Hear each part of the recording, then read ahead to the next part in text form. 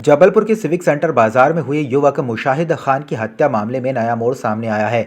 मृतक के परिजनों ने आरोप लगाया है कि जेल में बंद आरोपियों के परिजन उन्हें और गवाहों को समझौता करने का दबाव बना रहे हैं। इस संबंध में पीड़ित परिवार ने एसपी ऑफिस में मदद की गुहार लगाई है। ये शिकायत लेके आ रहे 27/11/2024 को 23 को हमारे बच्चे का मर्डर हो गया सिविक सेंटर में। और सामने वाली पार्टी हम लोग के ऊपर दबाव बना रही है, नहीं तो बोलती उनके बच्चे लोग छूटेंगे पैरोल में तो माँ बाप की जान से मार डालेंगे, माँ बाप को जान से मार डालेंगे। वो लोग धमकी दे रहे हैं, घूम घूम के गवाहों को दबाव बना रहे हैं, गवाहों को घूम घूम के दबाव बना रहे हैं। और गुंडे लोग हैं वो लोग। ये सोनू मदारी है, वो सूजा सोनकर का बाप है, और 2 लोग और हैं उनके अन्य साथी।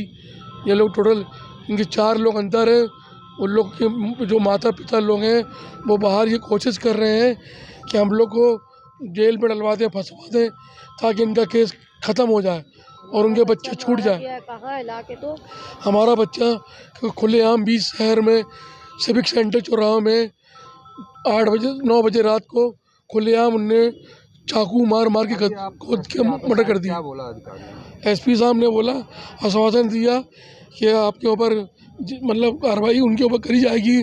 आप बेफिक्र, पुलिस प्रशासन आपके साथ में है। अच्छा हुआ आपने आवेदन दिया है और हम जांच करेंगे उसमें। आपका नाम? हमारा नाम मोहम्मद वजीर है। हमारी सुरक्षा करी जाए। प्रशासन से हमारी ये अपील है, हमको मदद दी जाए। जबलपुर के करमेता में 73 वर्षीय रिटायर्ड बीएसएनएल कर्मचारी संतोष चौबे का शव उनके घर में मिला। पुलिस ने जांच के बाद शव को पोस्टमार्टम के लिए भेजा और पीएम रिपोर्ट में हत्या की पुष्टि हुई। पुलिस ने अज्ञात आरोपी के खिलाफ मामला दर्ज किया है और जांच शुरू कर दी है। पुरानी बस्ती करमेता में संतोष चौबे हैं, 73 साल उम्र है इनकी। इनकी 15 तारीख को इनकी डेड बॉडी मिली थी इनके किचन में। ये अपने घर में अकेले रहते थे और जब परिजनों को जानकारी लगी कि घर का दरवाज़ा नहीं खुल रहा है, तब ये इनके पास आए और अंदर जाकर देखा तो किचन में इनकी डेड बॉडी पड़ी थी, कुछ खून भी बहा हुआ था। लिहाजा इनका पीएम कराया गया और पीएम में ये ज्ञात हुआ कि पॉइंटेड ऑब्जेक्ट से किसी अज्ञात व्यक्ति द्वारा चोट पहुँचाई गई इनको। लिहाजा अपराध पंजीबद्ध कर विवेचना में लिया गया है। भोपाल से कांग्रेस विधायक आरिफ मसूद पर चुनावी हलफनामे में 50 लाख से अधिक के लोन की जानकारी छुपाने का आरोप है। भाजपा प्रत्याशी ध्रुव नारायण सिंह ने इस मामले में याचिका दायर कर विधायक का निर्वाचन शून्य करने की मांग की है। हाईकोर्ट ने मामले की अगली सुनवाई 3 जनवरी को तय की है। इस प्रकरण की जो पृष्ठभूमि ये है कि आरिफ मसूद का जो चुनाव है उसको चुनौती दी गई है वहाँ के जो प्रत्याशी थे भाजपा के ध्रुव नारायण सिंह द्वारा। तो उस याचिका को निरस्त करने के लिए उन्होंने एक आवेदन लगाया था, जो माननीय उच्च न्यायालय ने पूर्व में निरस्त कर दिया था, जिसके विरुद्ध वो लोग सुप्रीम कोर्ट गए। वहाँ जाकर उन्होंने गलत बयानी करी और ये कहा कि जिन दस्तावेजों के आधार पर कर्ज को छुपाने के तथ्य प्रस्तुत किए गए हैं वे फर्जी हैं, कूटरचित हैं।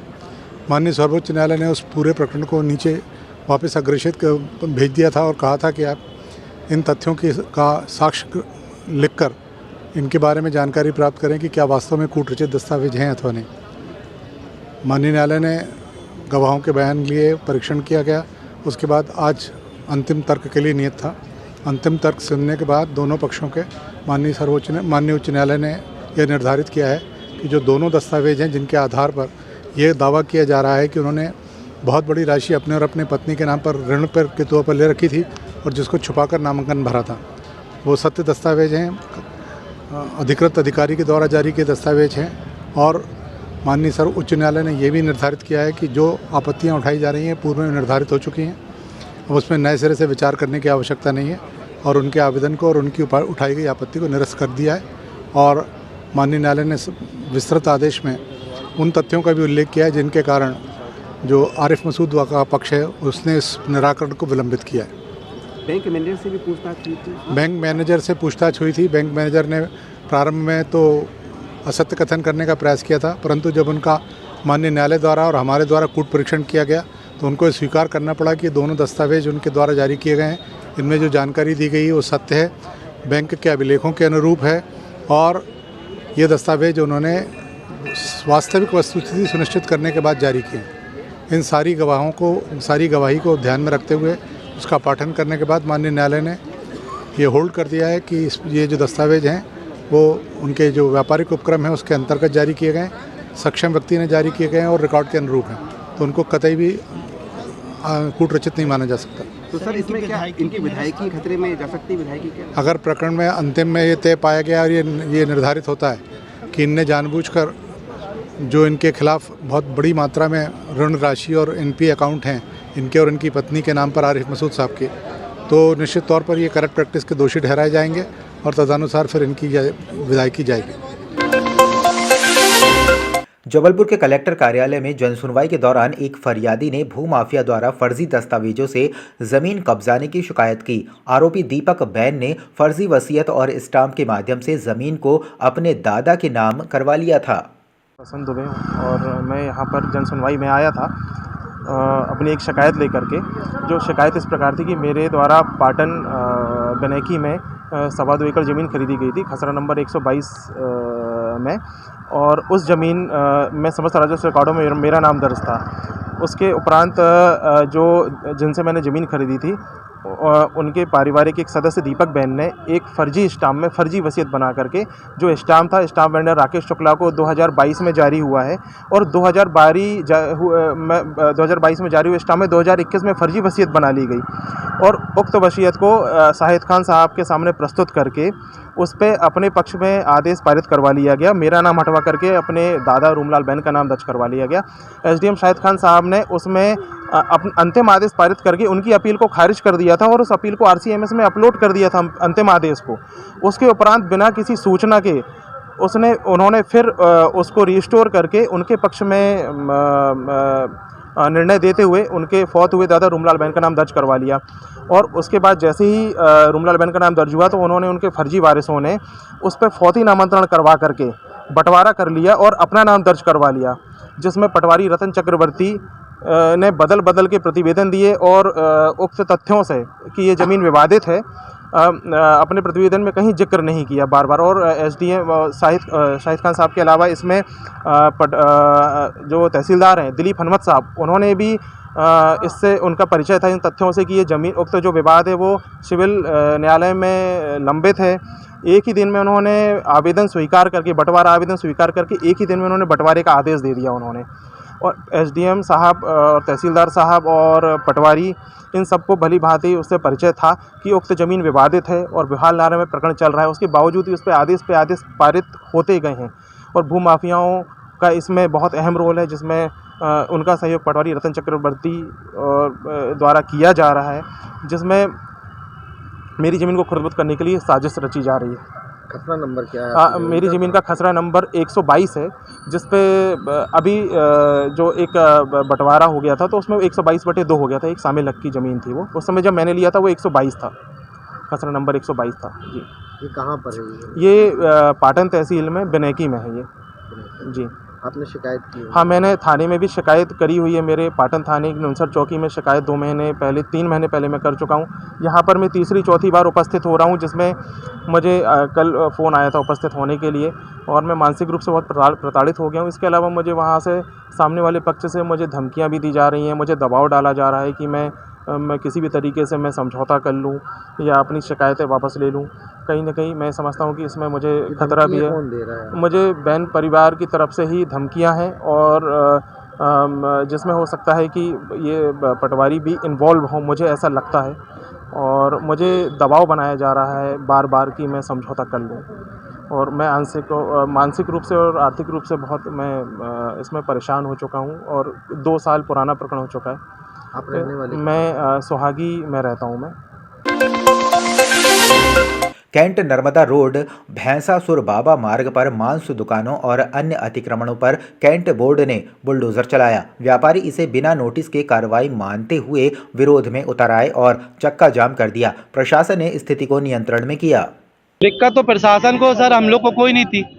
हम रोड से 25 फीट पीछे बैठे हैं, कहीं से भी हम अतिक्रमण के दायरे में नहीं आते हैं, लेकिन प्रशासन को हम लोगों से पता नहीं क्या दुश्मनी है जो अतिक्रमण करने पे हम लोग को मिटाने पे तुले हुए थे। 50-60 साल से यहाँ पे जमे हुए हमारे पीढ़ी दर पीढ़ी यही करते चली आई सर। हम लोग का और कोई जरिया नहीं है।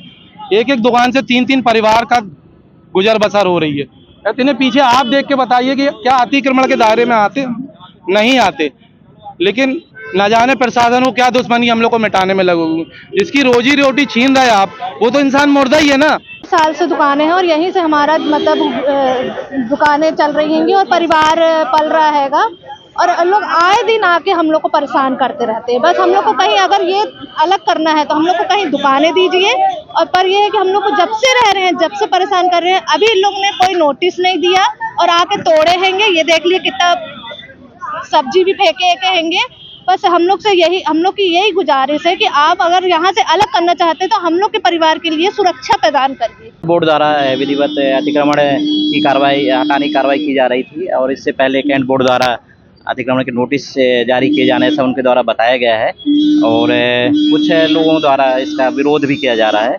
वो हम उनसे कहा है कि बैठ जाते हैं, चर्चाएं कर लेते हैं, क्या दिक्कतें हैं, फिर हम जो भी निर्णय होगा कैंट बोर्ड को भी अवगत कराएंगे और उनसे भी बात करेंगे। और व्यापारी बंधुओं से भी बात करना है। कैंट बोर्ड के कुछ अधिकारी यहाँ पर उपस्थित हैं, उनके द्वारा बताया गया कि विधिवत नोटिस जारी की गई है और रोज़ मुनादी भी कराई जा रही है, ऐसा उनके द्वारा ऐसा बताया गया है। उसकी हम जांच भी कर लेंगे और उनसे बात भी कर रहे हैं व्यापारियों से। तिलवाड़ा थाना पुलिस ने रात्रि गश्त के दौरान एक आरोपी को 23 किलो 400 ग्राम गांजे के साथ गिरफ्तार किया। बरामद गांजे की कीमत लगभग 4 लाख रुपए बताई जा रही है। आरोपी ने पुलिस को बताया कि वो गांजा विदिशा से सागर जिला ले जा रहा था। में लगभग 1:15 जब पुलिस टीम गश्त कर रही थी और जोधपुर नहर के पास पुलिस टीम थी, तभी एक संदिग्ध व्यक्ति मोटरसाइकिल से जाते दिखा, जिसको रोक करके इन्होंने तलाशी ली। तलाशी लेने पर उसके पास 2 बैग में और मोटरसाइकिल होंडा साइन की डिक्की में कुल 23 किलो 400 ग्राम गांजा मिला है, जिसकी कीमत लगभग 3.5 लाख रुपए है। आरोपी को गिरफ्तार किया गया, गांजा को जब्त किया गया है और मोटरसाइकिल को भी जब्त किया गया है। आरोपी कौन है सर, कहाँ का रहने वाला? आरोपी का नाम विजय दांगी है, ये जिला विदिशा का रहने वाला है। प्रारंभिक पूछताछ में इसने उड़ीसा तरफ से गांजा बाइक से ही लेकर के आना बताया है। ये सागर की ओर जा रहा था और अभी इससे और पूछताछ की गई है और पूछताछ के आधार पर अग्रिम कार्रवाई की जाएगी। जबलपुर में इस समय भीषण ठंड का प्रकोप जारी है और कई सामाजिक संगठन गरीबों और असहायों की मदद के लिए आगे आए हैं। कंबर और संभल मुहिम के तहत सामाजिक संगठन कंबल और गर्म कपड़े बांट रहे हैं ताकि लोग ठंड से सुरक्षित रह सकें। आज स्टेडियम किंग्स परिवार की ओर से और मदन महल स्टाफ दोनों की ओर से प्लेटफॉर्म नंबर 4 पर कंबल का संबल एक जो आयोजन किया गया है, जिसमें सभी जो यहाँ पर जितने भी गरीब अवस्था में हैं, जिनके पास कंबल नहीं है या ठंड की कमी को देखते हुए एक आयोजन किया गया है और जितने ज़रूरतमंद हैं सभी को कंबल बांटे गए हैं। एक बहुत अच्छा आयोजन रहा है, जिसमें इनका स्टेडियम किंग्स परिवार का बहुत बड़ा सहयोग है और इसके जो हमारे जितनू भाई हैं और इनकी टीम पूरी है, ये सब शामिल रही। थाना मदन महल का स्टाफ शामिल रहा और ज़रूरतमंदों को और अधिक से अधिक कंबल बांटे गए। स्टेडियम किंग्स परिवार हर वर्ष की तरह इस वर्ष भी कंबल बांटने की मुहिम जारी रखे हुए हैं। हम लोग पिछले 3 वर्षों से कंबल बांटने का काम कर रहे हैं। इस वर्ष हम लोगों ने कंबल के साथ साथ गर्म कपड़े बांटने का भी काम किया है। विशेष बात ये रही कि इस हमारी शानदार मुहिम में मदन महल का पूरा स्टाफ ने हमारा बहुत सहयोग किया, जिसके कारण हम इस मुहिम को बहुत सफलतापूर्वक करने में सफल रहे हैं। हम पूरे मदन महल स्टाफ का बहुत बहुत साधुवाद देते हैं और आगे भी ये संकल्प लेते हैं कि आगे भी इस तरह की मुहिम को लगातार जारी रखेंगे। अभी तक हम लोगों ने 500 कंबल बांट दिए हैं और आने वाले समय में 500 कंबल और बांटने का लक्ष्य है। हाँ, अलग अलग अभी कुछ दिन पहले हम लोगों ने फौरे में बांटे थे, ग्वारी घाट में बांटे थे। इसके बाद हम लोग और जगह पर जाके कंबल बांटने का काम करेंगे। और मेरा निवेदन है सभी लोगों से, जिनको जहाँ भी लगता है कि जिनको कंबल की ज़रूरत है, वो मेरे से संपर्क करें। हम लोग हमारी टीम जाके वहाँ तुरंत जाके उनको कंबल और गर्म कपड़े देने का काम करेंगे।